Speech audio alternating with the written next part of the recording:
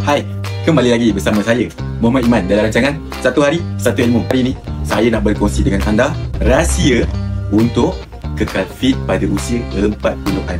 Sebenarnya 40-an ni hanyalah angka, jadi jangan gunakan ia sebagai alasan untuk anda malas tau. Jadi ini adalah antara cara-cara untuk anda kekalkan fit anda pada usia 40. Anda kena konsisten bersenam. Paling-paling pun 3 kali seminggu pun dah cukup lah. Dan paling lama pun 30 minit pun dah cukup. Janji tubuh anda lakukan senaman. Selain daripada konsisten bersenam, anda kena menjaga pemakanan anda juga tau. Kena makan makanan yang mempunyai daya yang seimbang. Dan kurangkanlah makan makanan berproses ini. Bahaya. Seterusnya, anda, akak-akak, abang-abang di luar sana, kena kerap lakukan ujian kesihatan. Dan akhir sekali, anda kena dapatkan rehat yang cukup. Kerana apa? Rehat diperlukan untuk otot-otot kita recovery semula tau.